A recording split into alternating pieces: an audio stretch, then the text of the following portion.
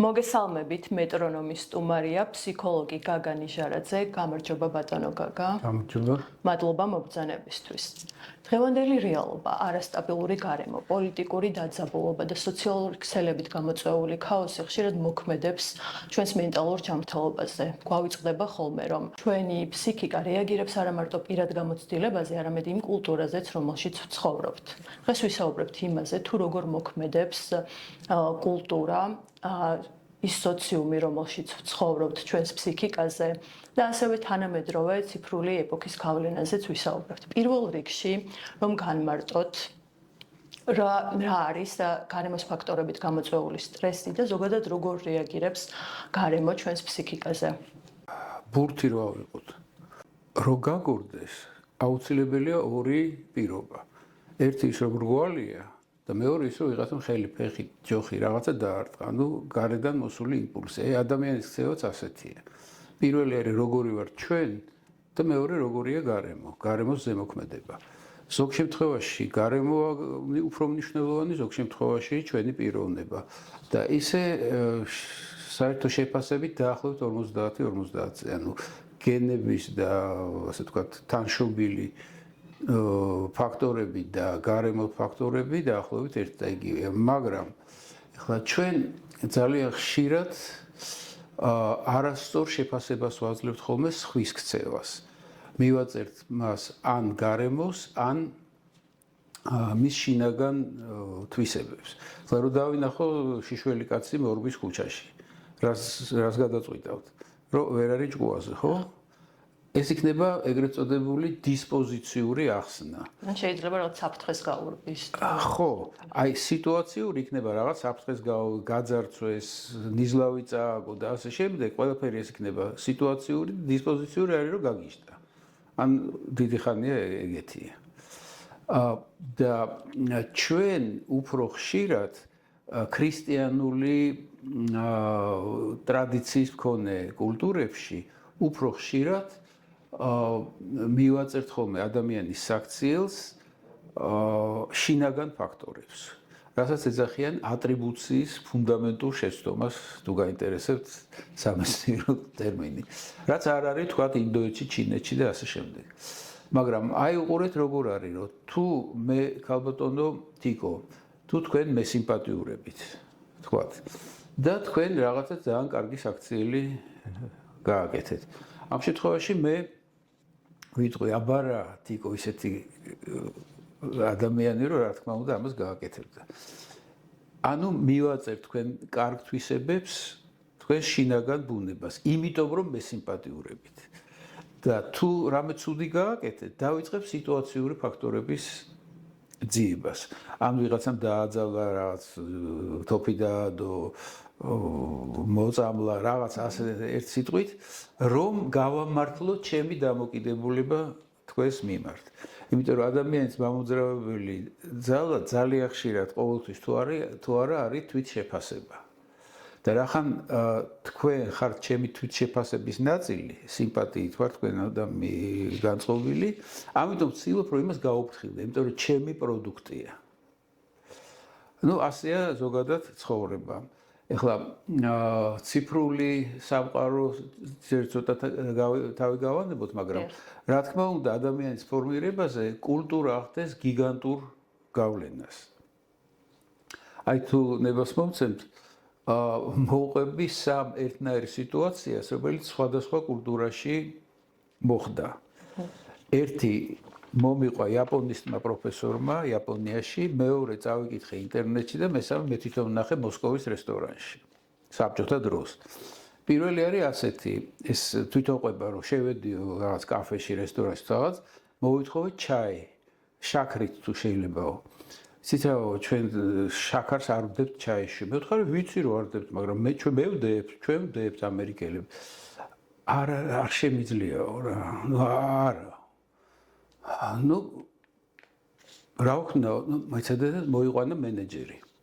იმანას თქვა რომ არ შეგვიძლია. არა. კაი. მოგიტანდით, მაგრამ გაგვითავდა შაქარია. ну გაგითავდეთ რა ვქნა, მაშინ ყავა მომიტანეს. მომიტანეს ყავა და ერთი ნაჭერი შაქარი. ესე იგი, იაპონელს არ შეუძლია არსებული კულტურული წესის დარღვევა. გესმი? ეხლა მეორე იტალიაში. წავიკითხე რაღაცა რესტორნის შესახებ, აღწერა თუ რა ქვია მაგას, გამოხმაურება, ბატონო? ის რა, შეფასებები. შეფასება, ხო. რომ ამ და ამ რესტორანში შევედიო, შეუკვეთეო ზღვის პროდუქტების სალათიო და მოვითხოვე პარმეზანი, რომ ზევიდან დამეყარაო ყველი. არაფრით არ მომიტანესო. არ შეხვიდეთ ამ რესტორანში. და ქვევით არის მიწერილი ამ რესტორნის პატრონის. სანამ მე ცოცხალი ვარ და რესტორანი მაქო, ჩემი რესტორანიაო, ჩემ რესტორანში არავინ არ მოაყრის პარმეზანს ზღვის პროდუქტებს, არ მოსულა. და მესამე მოსკოვის რესტორანში ვზივარ, გვერდზე ვიღაცა უცხოელია. რომელმაც თხოვა რომ ბულიონი მომიტანეთო ღვეზელით. და შეგით კვერცხი ჩაუშვითო. ეს ოფიციალურად ეუბნება რომ ეგო მენიუში არ აგვაქვს. ეს ეუბნება ხო გაქვთო ბულიონი გვაქვს, კვერცხი გაქვთ, აი გატეხეთ და არ შემიძლიაო დამჯიანო მომხსნიან სამსახურიდან, იმიტომ რომ საბჭოთა ერაში გადახევა ნორმებისგან იყო ამით გაგაციმბირებდა. კაი, მოიყვანა ვიღაცა უფროს ესეთი კორპულენტური ქალბატონი, რომელიც გაეცნა სიტუაციას და სოლომონის გადაწყვეტილება მიიღო, რომ ცალკე ბულიონი მოუტანეო, ცალკე კვერცხი თვითონ გადახოს და ჩააგდოს. მოძებნა გამოსავალი. ესე იგი კულტურა ძალიან დიდ დახს გვადებს, მაგრამ არა მარტო. თქვენ თქვით სტრესი მოგვა, რა თქმა უნდა, ნუ სტრესი იწევს სანამედროვე სამყარო ინფორმაციული გადატვირთვისგან სტრესი გვემართება. აი ახლა მე პატარა დროში უნდა შევქმნილო ძალიან ბევრი ძნელი რაღაცა. დავწერო რაღაცა და მუდმივ სტრესში ვარ, სულ ამაზე ვფიქრობ. და ამ სტრესის საწინააღმდეგოდ სხვადასხვა კულტურას სხვადასხვა წამლები აქვს. ერთში სუცეკვავენ, მეორეში სვამენ, ნარკოტიკს და ასე შემდეგ ხმარობენ. და ასე თუ ისე გაუდიან ამ სტრესს. მე დამოვიდა კიდე რა უნდა იპასუხოთ? ასევე რომ ისაუბროთ იმაზე, თუ როგორ გამოხატავენ აი სტრესს სხვადასხვა კულტურის, სხვადასხვა ქვეყნის წარმომადგენლები. აგრესიაც განსხვავდება თუ არა ფორმები გამოხატვის? რა თქმა უნდა, აგრესიული ხალხი არის, კულტურები აგრესიული, სადაც ნუ უბრალოდ ბავშვს ასწავლიან ბავშვობიდანვე აგრესიას. რომ არავის არ უნდა დაუთმო, კარგად იჩხუბო და ასე შემდეგ. და აი ერთი მაგალითი კიდე კულტურული თუნდება ჩემზე ძალიან დიდი შთაბეჭდილება მოახდინა.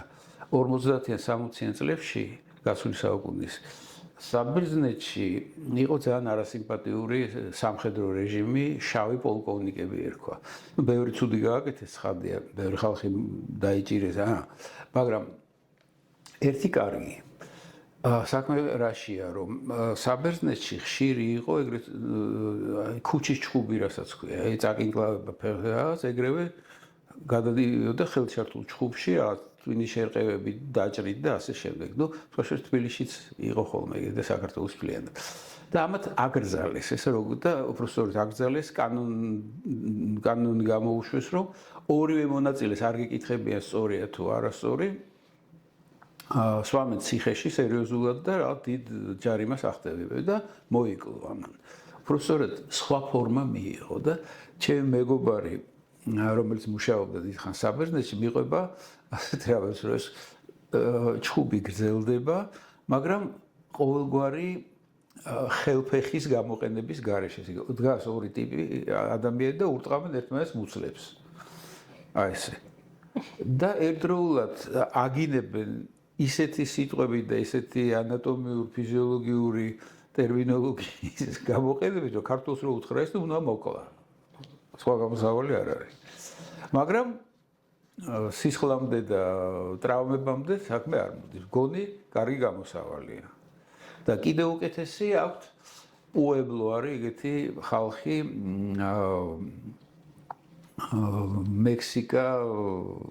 მექსიკაში ძირითადად შეიძლება შეერთებულ შტატებშიც. მათ აქვთ ეგეთი დუელი. ძალიან ბუნჩულა, წყნარი, კეთილგანწყობილი ხალხია, მაგრამ კონფლიქტები როგორც ყველგან ხდება და თუ ორ კაცს მოუვიდა ერთმანეთში კონფლიქტი, მიდიან სპეციალურ ესეთი მორია დიდი, იმაზე ჯდებიან ერთმანეთის პირისპირ, აძლევენ ბამბუკის ჯოხებს და 1 2 3 და იწყება დუელი. ურტყამენ ამ ჯოხებს, მაგრამ არა ერთმანეთს, არამედ ამ მორს. და რომელი ჯოხიც უფრო ადრე გატყდება, ითვლება რომ ის არის მართალი ამ კონფლიქტში, იმიტომ რომ უფრო გაბრაზებულია. ამის მერე გულწრფელად ამას ხაზს უსვენ, რიგდებიან და მიდიან დასალევად და წაგებული იხდის, ასე ვთქვათ, ამ დასალევს. მე მგონი ყველაზე კარგი გამოსავალია, რაც კი გამიგია. ჩვენ ქართველებს რამდენად გვახასიათებს აგრესია, როგორც რეაქციის სტილი? რა თქმა უნდა, გვახასიათებს. და ეს არ ითვლება ძალიან არასაკადრისად, თქვათ ასე. ნუ გააბრაზეს, შეურაცხყოფა მიაყენეს, ან რაღაცა და ნუ ასეთი. სუფთა ქართული ჟესტია ცალი წარბის აწევასთან ერთად, რომელიც ჯერ კიდევ სტრაბონმა შეამჩნია ჩვენ წელთაღრიცხვამდე. კი, რა თქმა უნდა, მაგრამ არის აგრეთვე ამ აგრესიის რეგულაციის ნორმები ისტორიული, როგორც იყო მაგალითად სისხლის აღება. სისხლის აღება ის კი არ არის, რომ შური იძიო და მოკლა. არამედ სწორედ იმიტოა შემოღებული, რომ არ მოკლა. თორე დარწმუნებული უნდა იყო, რომ შენც მოკლავენ. ან უნდა გადაიხვეწოს რაღაცას ვერ მოგწდებიან. ამიტომ ყველა ქვეყანაში არის გარკვეულად, კანონმდებლური, მაგრამ ტრადიციული მეთოდები აგრესიის აღკვეთისა ან პრევენციის და ასეთი რაღაცეების. ქართული საზოგადოებისთვის რა არის ესეთი გამორჩეულად ყველაზე, რომელს გამოარჩევდით უბრალოდ თქვენ კულტურულ გავლენად? ანუ მაგალითად რაღაც, რომელიც თაობიდან თაობასაც შეიძლება გადაეცემოდეს. კი, რა თქმა უნდა, ყველა ერს აქვს ასეთი უნიკალურობა. ჩვენთან შეგვიძლია ვთქვათ, ეხლა ჩვენ ვართ გადასხვაფერების ეტაპზე. ეხლა საქართველოში ძალიან სწრაფი ტემპები, თუმცა არა საკმარისად სწრაფი, რომ მივაჩვიოთ, ესე იგი, არაფსიქოლოგმა მიაქციოს ყურადღება. მიმდინარეობს კოლექტივიზმიდან ინდივიდუალიზმისკენ სწრაფი გადასვლის პროცესი.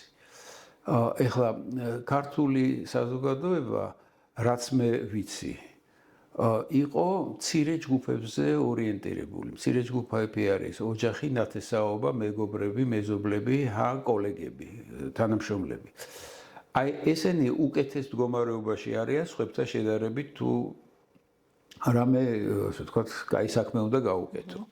ეხლა ქართული კულტურა აგებულია ესეთ ვირტუალურ სოფლებზე, თუ შეიძლება ითქვას, ჩემი სოფელი არის ის არ ვიცი რამდენი 100 200 ადამიანი, როგორც მოვა ჩემ პანაშვიდზე.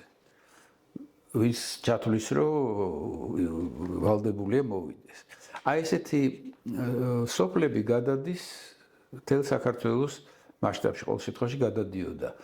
და თითოეულ ამ სოფელს თავისი დიდი კაცი, რომელიც ამას მუშაობს და ვალდებულია, კულტურულად ვალდებულია, რომ იზრუნოს თავის თანასოფლელებზე. თავისი ექიმი. ძალიან შეცვალა ყველაფერი დაზღვევის შემოღებამ. ადრე თქვენ თუ კბილი აქტივდებოდათ, დაურეკავდით ზიან ნოდარს, ის დეიდა ბელას და დეიდა ბელა მიგიღებდათ უფასოდ, ურიგოთ, კარგ ბჟეს გაგიკეთებდა ასე შემდეგ, იმიტომ რომ ამან გამოგიგზავნოთ. ეხლა ასე არ არის. სადაც გეტყვიან, იქ უნდა წახვიდეთ და ესეც ანდა თუ მაინდა-მაინც დეიდა ბელასთან გინდა წასვლოთ, დიდი ფული უნდა გადაიხადოთ. ხო გესმით? ეს იშლება ნელ-ნელა. და ძალიან შეუწყო ამას ხელი ინდივიდუალურმა დივაისებმა, როგორც არის მობილური, კომპიუტერი და ასე შემდეგ.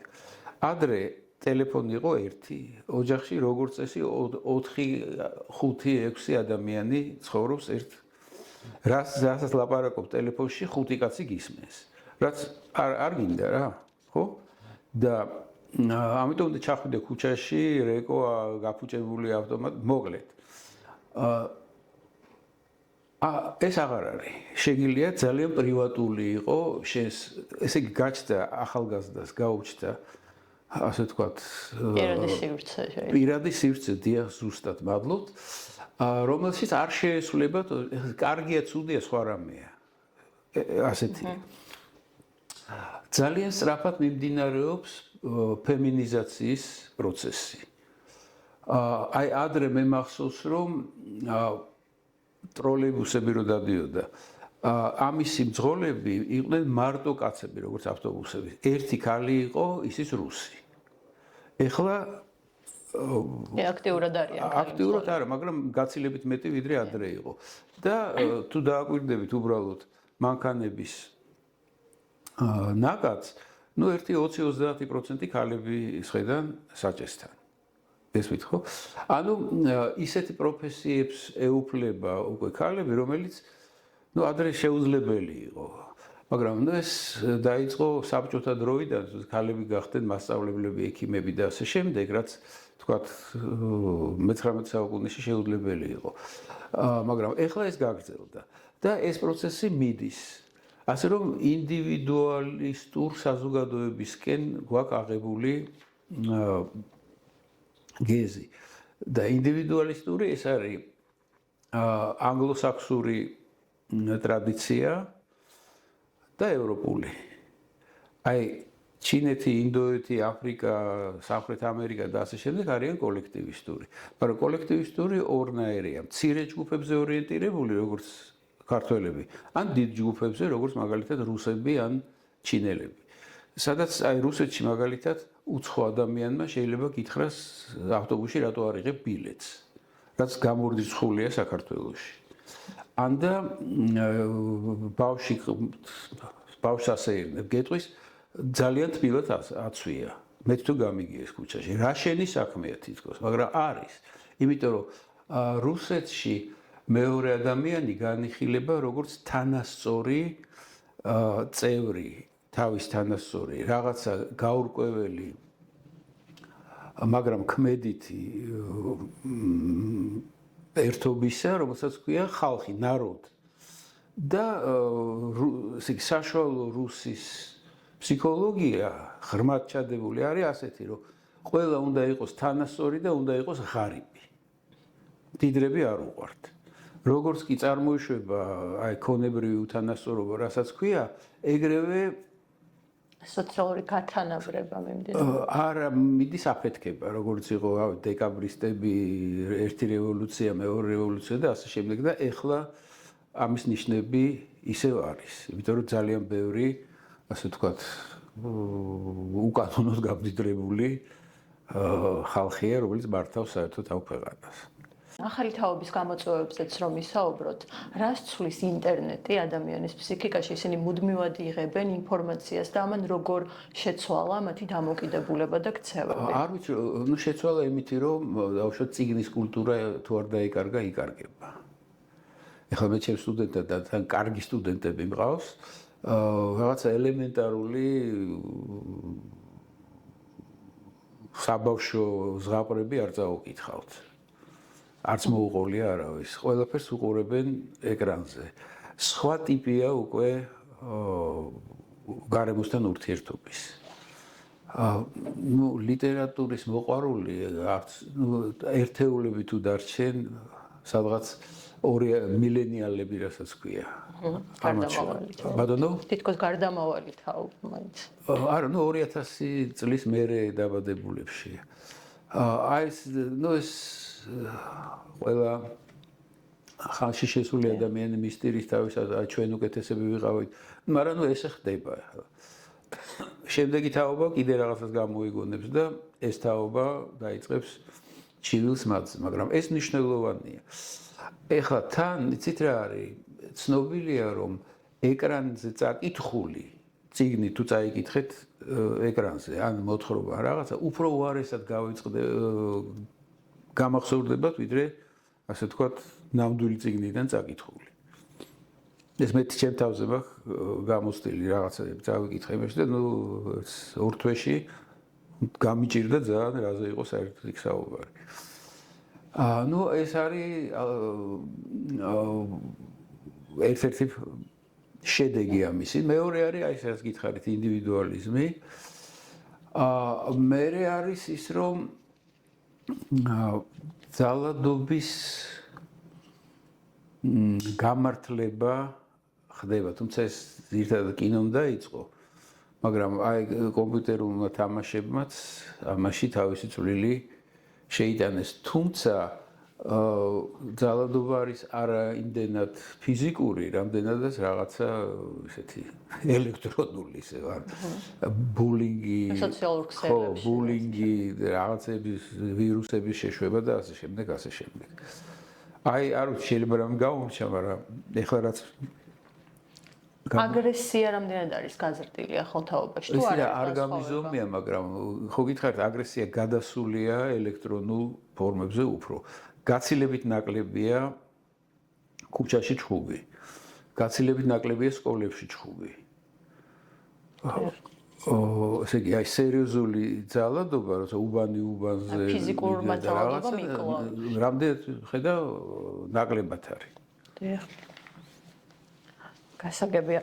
ზოგადად აი, როდესაც ჩვენს გვიწევს არა მარტო ახალ თაობას, ჩვენს მუდმივად გვიწევს ინფორმაციას გავეცნოთ და საკმაოდ შეიძლება ითქვას, რომ ნეგატიური ინფორმაციის მიღება გვიწევს ყოველდღიურად და ეს როგორ მოქმედებს ჩვენს ფსიქიკაზე? ну, а ვიცი, აქ ინდივიდუალურია ძალიან. გააჩნია რა ინფორმაციას, ახლა თქვა უკრაინის ომზე, გააჩნია ვის მხარეს ხართ. ხო? ნეგატიური, ახლა აი კრიმინალური ქრონიკა ვიღაცა კითხულობს, ვიღაცა უბრალოდ არ კითხულობს, იმიტომ რომ ნერვები ეშლება. ასე რომ გვაბოროტებს თუ არა ეს, არა ვარ დარწმუნებული, რომ დადებითი პასუხი შეიძლება ამას გაიცეს. მე მგონი, საერთოდ აგრესია უბრალოდ შეიცვალა სახე. უკეთესობისკენ ნაკლებია ფიზიკური აგრესია და მეტია ციფრული. გასაგებია. დიდი მადლობა ბატონო გაგა საინტერესო საუბრისთვის.